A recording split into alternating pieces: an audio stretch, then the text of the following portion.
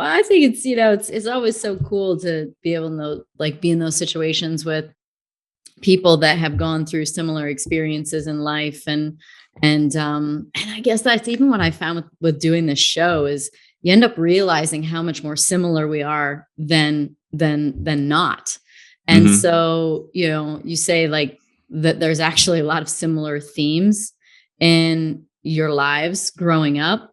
What would you say people like D Wade or Lewis Hamilton, or, you've been around a lot of those kinds of people. What do you think the most common themes are about their lives? And especially writing a book that is, letters to a young athlete. Mean, there's got to be some common themes that come up. By the way, I got this when after I went to Austin to the race, I went to Ryan Holiday's Painted Porch Bookshop.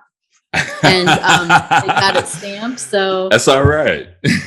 Extra, even more special than just your book. Yeah, I have to thank Ryan. Yeah, we went down there a while ago to see his whole operation. I think I did his podcast there, and the books had just came in. So, that's so cool just to see your work in somewhere. I mean, that's a success to me. I guess for me, that was one of the challenges in writing this book. I wanted to bring those common themes to light.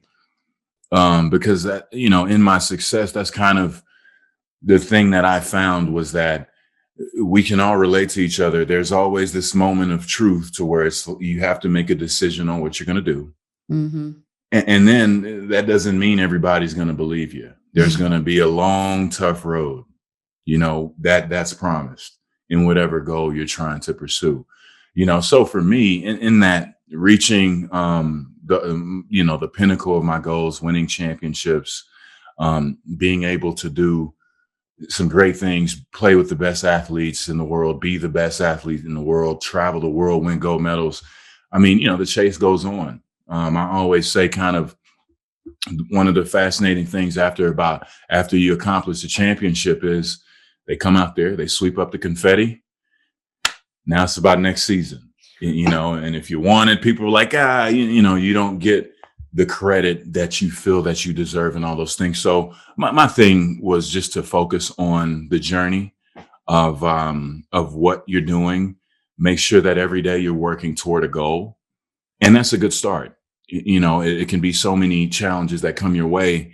And again, we all have that in common too, right? I mean, even for you, I could only imagine, being a woman in race sport, the things that you have to endure, the challenges that you have to get over. And on top of that, everybody is not going to support you or not going to believe in you, but you can concentrate on those that do.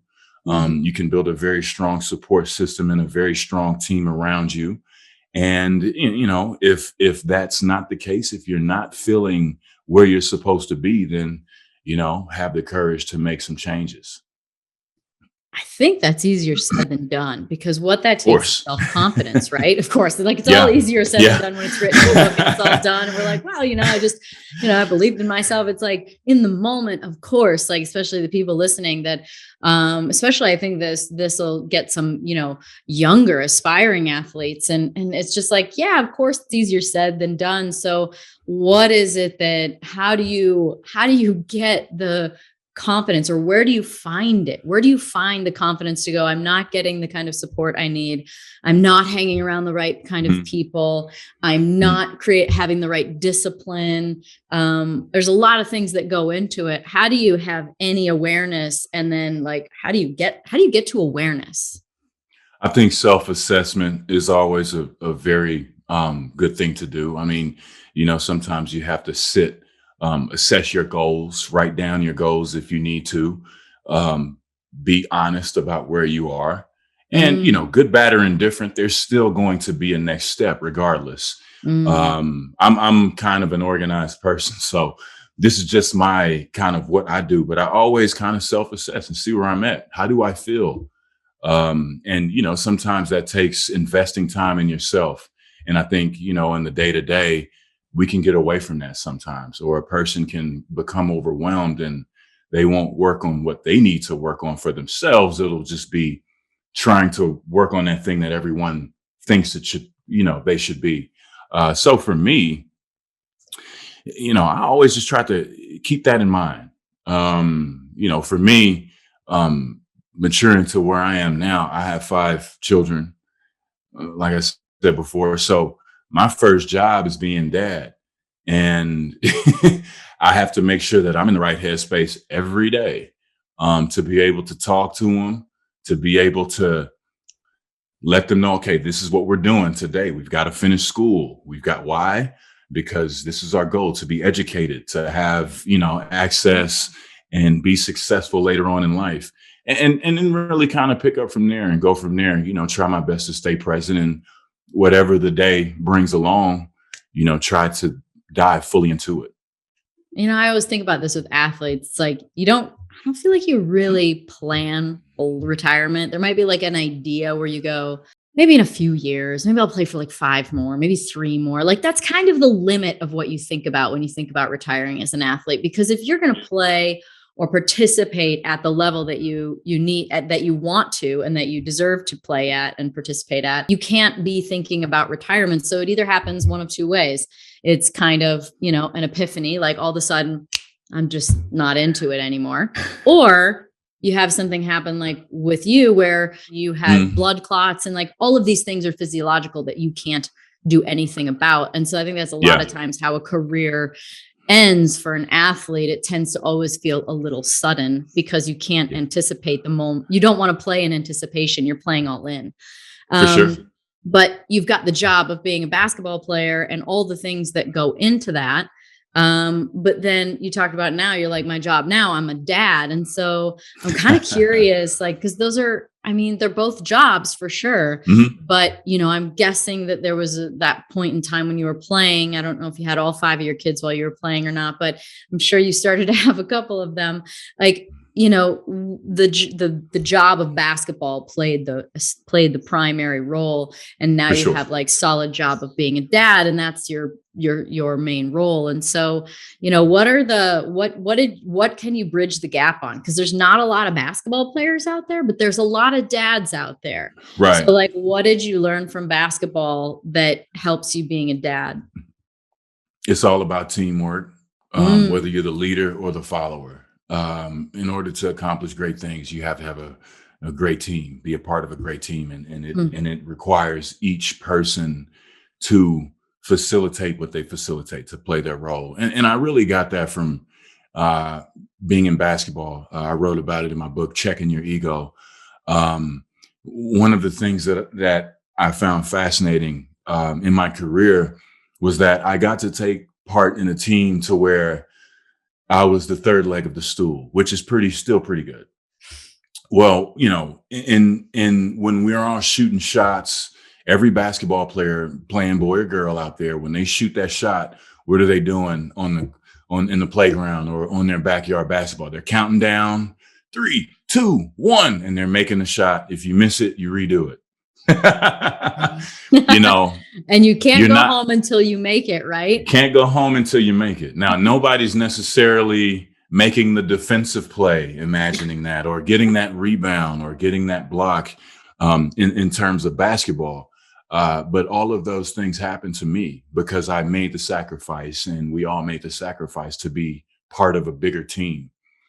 So was I frustrated that sometimes that I didn't get more shots, or sometimes I felt my greatness was being overlooked? Sure. That's a part of the human process. But all in all, it was about, my goal was to be part of a successful team at the end of the day. And I translate that. That's where I bridge the gap with my family, because, we all have our roles. We all have our jobs day to day. We've got to meet the requirements. We want to be a great family. So this is what we have to do. We're taking these holiday pictures. Let's go. Everybody, clothes on. Put your sweater on. Yeah. 9 o'clock. Let's go.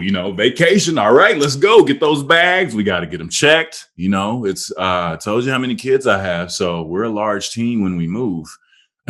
So it requires organization. And anytime we do something as a family, it's a big, it's more than 7 people, so I keep those things in mind. And as, I guess, leading with my wife, I want to make sure that we're hitting the marks and making sure, we're doing what we're supposed to do. And with that said, I have to make sure I'm on point, and I have to have those conversations with myself every morning to, assess where we are, what are we doing for the day, and let's meet those goals today. And then that'll be a good day. Yeah. What happens when it slips? Like, because inevitably it does. Life happens. Oh, for sure. We always have this joke. If it's a bad day, hey, go to bed or something. It'll get better. That's good. Yeah, I mean, there's a lot around the resetting of your energy. I listen to a lot of Abraham Hicks, and it's always like, sort of you start over in the morning, and it's like, set the day. You get to start over with your energy, and it's true. Sleeping on it's a real thing. Yeah, for sure. I mean, sometimes you have to be rested. I mean, we can fight our bodies. I'm one of the main culprits of this. I just want to go, go, go, go, go. And then I'll hit the wall and then I'll be mad because I'm not rested.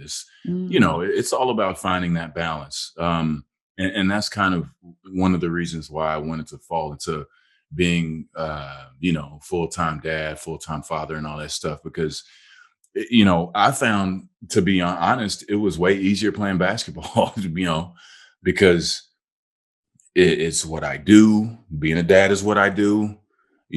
Playing basketball, I felt like it was all about me. I have to go to the gym.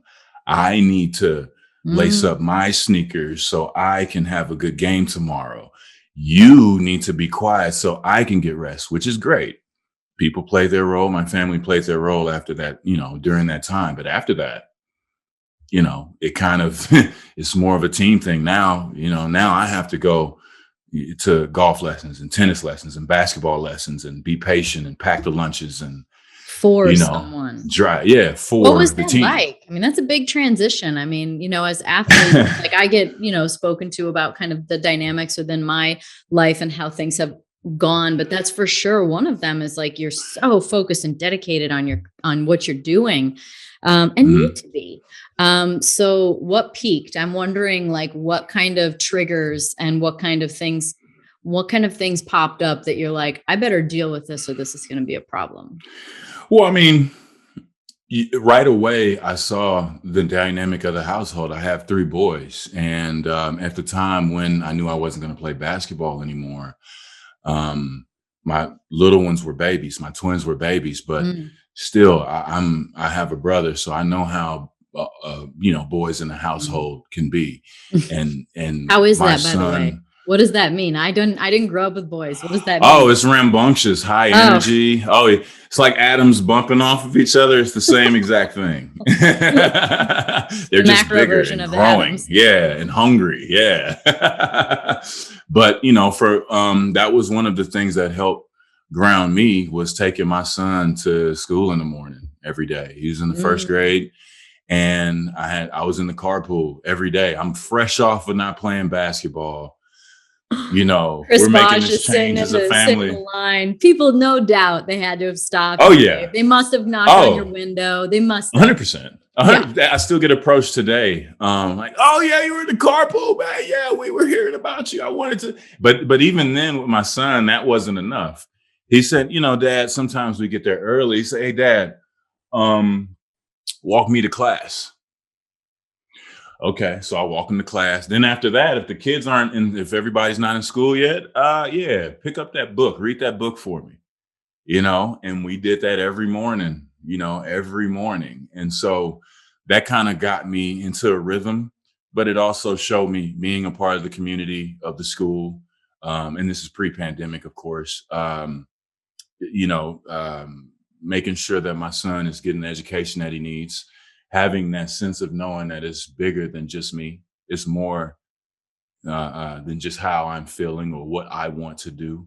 It's about what we want to do as a collective. So for me, I need to make sure that he's in a good headspace, so he can have a good day at school. And that was pretty much how I started my day. Personally, professionally, I didn't know what was going on. I didn't know what I was going to do. Moving forward, everything had happened so sudden, but for sure, that 40-minute drive to school, reading that book and walking my son to class, that's kind of where I started. And then I came back and would write, just like journal. You know, I did Really? this. Yeah, I did this for weeks and weeks and months. Yeah. And that's kind of how this book came about, because I noticed when I got home, I would write for a couple of hours, and I just noticed, like, man, I don't really like what I'm writing about. You know, I don't like these words. I don't like, I don't like this. Let's change this.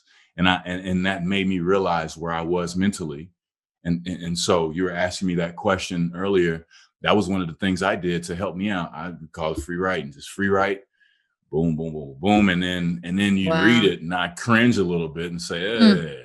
okay, let me get more to a mode of appreciation for the journey, as opposed to being mad that it's over, because that's only a fraction.